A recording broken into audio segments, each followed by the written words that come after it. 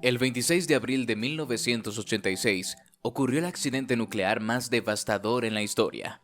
Un error de cálculo terminó cobrándose la vida de millones de personas inocentes. Después de una explosión nuclear sin precedentes, la ciudad ucraniana de Chernóbil fue evacuada el mismo día del accidente. Tras ser considerado el mayor desastre medioambiental de la historia, esto obligó a millones de familias a abandonar sus hogares, ya que la zona era prácticamente inhabitable. Sin embargo, la familia Kozlov tenía un pensamiento diferente, creyendo que su vida estaba en este sitio y estaban dispuestos a terminarla justo allí. Equipados solo con una máscara de gas, tanto la pareja como sus hijos regresaron caminando a su hogar en medio de la radiación. La mayoría de nosotros podría imaginar que, debido a la toxicidad del sitio, la familia Kozlov habría muerto en cuestión de horas. Sin embargo, gracias a fotografías e incluso videos captados por personas que se han adentrado en las zonas restringidas, existe la teoría de que la familia no murió y que algunos todavía siguen con vida, aunque ya no serían los mismos, debido a los horribles efectos que la radiación puede causar en un ser humano. Pero créeme cuando te digo que la narrativa de los Kozlov constituye apenas la punta del iceberg en relación con el impactante suceso que fue el trágico accidente de Chernóbil. En los siguientes segmentos de este video, desentrañaré cifras, datos y relatos que te dejarán sin aliento, revelando la verdadera magnitud de este acontecimiento histórico. Los niveles de radiación en las primeras horas después de la explosión eran tan altos que las personas que luchaban contra el fuego perecieron por la enfermedad de la radiación. En un año, las primeras víctimas fueron enviadas al hospital de Pripyat. Los camilleros fueron llevados al sótano del hospital porque su ropa estaba contaminada por la radiación. Toda la ciudad fue evacuada al día siguiente y todas las prendas sucias fueron olvidadas. Después de 31 años, la ropa radiactiva sigue tirada en la misma habitación del sótano, produciendo aproximadamente 4 Röntgen por hora, es decir, cientos de miles de veces más de lo normal. Se sabe que tanto los aficionados a los deportes extremos como los visitantes curiosos descienden a esta cámara tras ponerse el equipo de seguridad. Sin embargo, se desaconseja hacerlo sin conocimientos e información previos, ya que supone un riesgo importante para la salud y la vida. El sótano de la fábrica de radios Júpiter de Pripyat es actualmente uno de los lugares más aterradores e inaccesibles de la zona de Chernóbil. El sótano es bastante incómodo para estar en él porque está inundado. Para evitar mojarse los pies, se pueden usar cubiertas protectoras para los zapatos. El agua llega hasta las rodillas en algunos puntos. A pesar de que hasta hoy Chernóbil sigue siendo considerado el peor accidente nuclear de la historia, se debe saber que pudo haber sido muchísimo peor si no fuera por el llamado Escuadra Suicida, un grupo compuesto por unos pocos valientes y voluntarios que ni en sus peores pesadillas imaginaron cómo terminaría aquel día aparentemente normal y rutinario. Tras la explosión inicial, los operarios y equipos de emergencia intentaron apagar el fuego del reactor, mientras que otros se hallaban en el núcleo con materiales pesados. Sin embargo, era necesario evacuar las piscinas subterráneas para evitar una posible explosión de vapor, y por consiguiente, una catástrofe aún mayor. Este era un viaje sin regreso, pero Alexei Ananenkov, Valery Vespalov y Maurice Baranov aceptaron la misión. Los tres conocían perfectamente el riesgo y las consecuencias de adentrarse en aquella piscina. Todos ellos fallecieron debido a la radioactividad, pero gracias a su acto, millones de personas se salvaron. Como consecuencia de tan terrible accidente, la central de Chernóbil emitió 500 veces más radiación que la bomba atómica lanzada sobre Hiroshima en 1945. Sin embargo, la primera cifra oficial dada por las autoridades soviéticas resultó ser un engaño. Decían que solo 2 trabajadores de la central habían fallecido por la explosión. Poco después, el Kremlin no tuvo más remedio que ceder ante las informaciones que se publicaban en el extranjero, y elevó el número a 31, todos ellos empleados a causa del síndrome de irradiación. En 2005, la Organización Mundial de la Salud publicó otro informe que indicaba que el número total de posibles muertes había sido de 9.335. Hoy se piensa que es imposible determinar el número total de víctimas, debido a que todos los que estuvieron en la zona fueron afectados de una u otra forma. Incluso se cree que los descendientes de estas personas también sufrirán consecuencias en el futuro. Tras el accidente, la Unión Soviética se enfrentó a la decisión de cerrar o no Chernóbil. Aunque cerrar la planta era lo más adecuado, algunos creían que los reactores restantes debían seguir funcionando. Temerosa ante un posible conflicto social debido a la escasez de energía, la planta se mantuvo en actividad y fue totalmente cerrada en 2014, años después del desastre. A pesar de esto, hubo un pueblo llamado Copax que quedó tan afectado que las autoridades decidieron demolerlo en el acto para enterrar los escombros, pensando que la contaminación quedaría retenida. Esta decisión fue errónea, ya que los flujos radioactivos se dispersaron a través de la capa subterránea, causando una contaminación aún mayor. Actualmente esta área está cubierta de pasto, la hierba y las plantas han crecido, y los únicos restos de Copax son las señales de advertencia de radiación que marcan cada lugar donde se enterró un edificio. Una de las historias más sorprendentes de Chernóbil es la de Joker, un robot alemán que era usado por la policía para desactivar bombas. Fue enviado a la central nuclear con la tarea de ayudar en las labores de limpieza del material radioactivo. Finalmente esto no funcionó como se esperaba. Después de la explosión del reactor, grandes cantidades de escombros llenaron los techos de la instalación, entre ellos trozos de grafito radioactivo. Como este material se había usado inicialmente para moderar la reacción, los funcionarios soviéticos pensaron que arrojarlo en el núcleo podría ser una solución improvisada para contenerlo. Llevar a cabo esta idea no era fácil, ya que los trabajadores solo podían exponerse un máximo de 90 segundos ante el grafito, y aún así era sumamente peligroso. Por esto se decidió enviar a Joker, pero el plan salió mal y el robot acabó por morir. ¿Alguna vez has pensado cuál es el lugar más peligroso del mundo? Una buena opción podría ser un sótano en Ucrania en el que en menos de una hora podrías fallecer. Este lugar es conocido como la Pata de Elefante, y aunque nació hace más de 30 años, todavía sigue rodeado de misterio.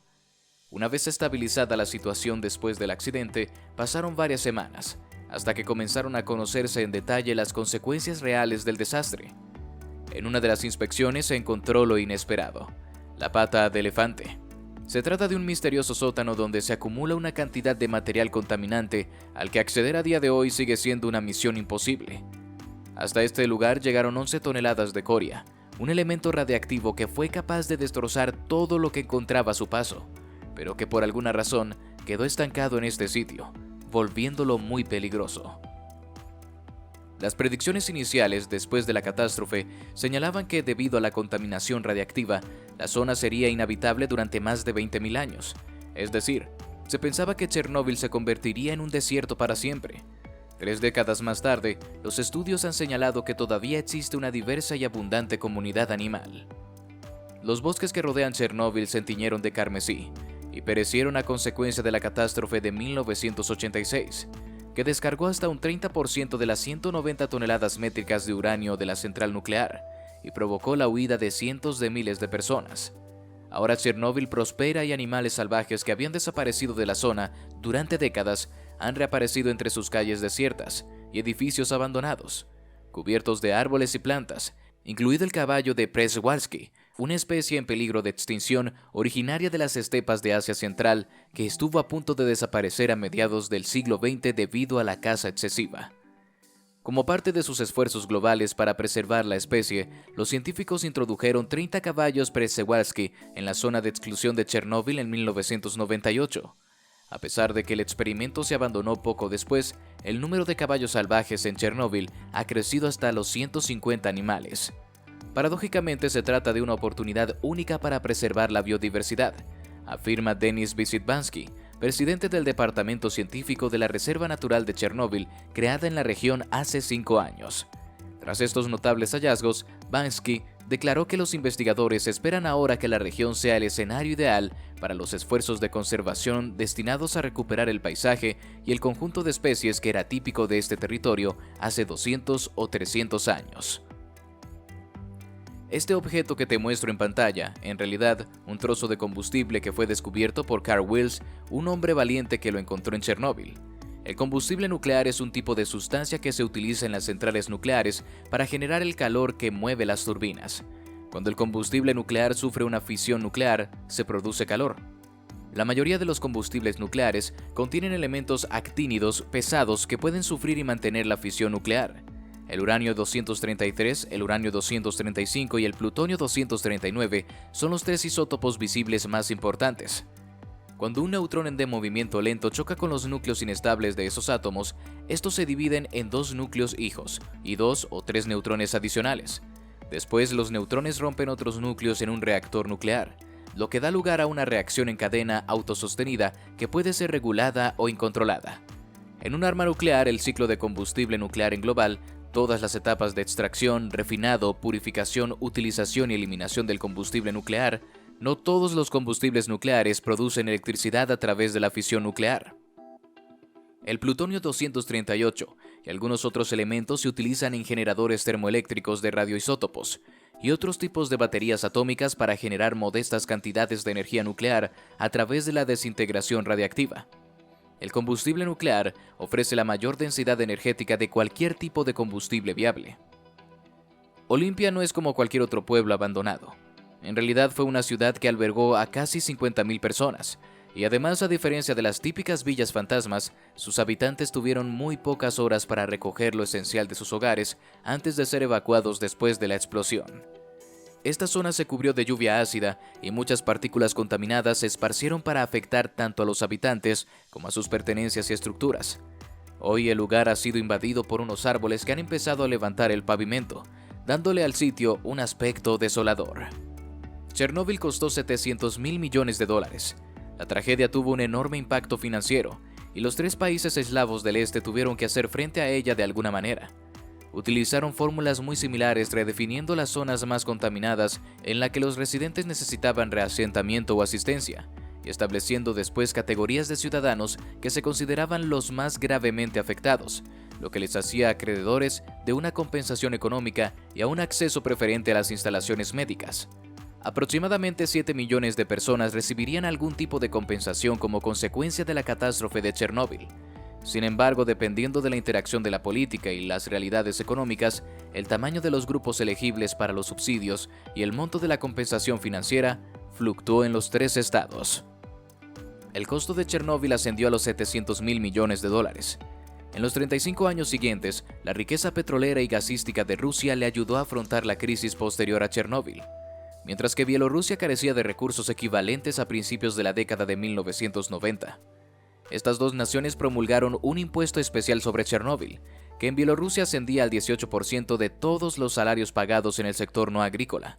En general, el gobierno bielorruso respondió a la gran tarea manteniendo la práctica soviética de ocultar las investigaciones importantes sobre la catástrofe. A pesar de que Bielorrusia fue el país postsoviético más afectado por las secuelas de Chernóbil, su movimiento antinuclear nunca alcanzó el tamaño del de Ucrania. El Frente Popular bielorruso tampoco tenía la misma influencia que el ROK ucraniano. El parlamento y la administración bielorrusa carecían de la voluntad política y, lo que es más importante, de los recursos necesarios para reconocer todo el alcance de la catástrofe y abordar adecuadamente sus ramificaciones. El Parlamento bielorruso aprobó en 1993 una ley para reducir los niveles de contaminación del suelo, considerados peligrosos para los asentamientos humanos. Incluso con una región y una población mucho más pequeñas cubiertas por la legislación de bienestar social en ese momento, la administración solo pudo distribuir menos del 60% de los fondos asignados por los legisladores para actividades relacionadas con Chernóbil. Fueron miles de personas las que contribuyeron para intentar detener el desastre, aun sabiendo que sus acciones les costarían la vida. Sin embargo, no solo fueron héroes quienes se metieron en el reactor, también lo fueron otras personas que tuvieron que lidiar con tareas desagradables por el bien de la mayoría. Entre ellas se destacan los liquidadores, individuos que deben recorrer las calles de Pripyat en búsqueda de animales domésticos para evitar que esparzan la radiación. Se encontró el helicóptero estrellado en Chernóbil, un fragmento de la cola del helicóptero Mi-8, que se estrelló en 1986 durante la respuesta a la crisis de Chernóbil. Fue descubierto en 2017 durante el desmontaje del suelo del techo ligero posterior al accidente de la sala de máquinas de la unidad número 4 de la central nuclear de Chernóbil. El día de la tragedia, un fotógrafo del periódico militar Estrella Roja, Víctor Cerón, acudió poco antes de que los dos helicópteros despegaran en la misión del día, con la intención de captar imágenes de las dos tripulaciones. Cerón, quien negó la oferta alegando como excusa la mala suerte antes del viaje, pero por obligación aceptó, ya que era su trabajo despegar del astillero, volar 20 minutos hasta el reactor, descargar su carga, volar de vuelta al astillero, repostar y volver a cargar con materiales, repitiendo esta rutina como cada día. Como cada línea estaba resaltada, era fácil evitar los cables que colgaban de las grúas.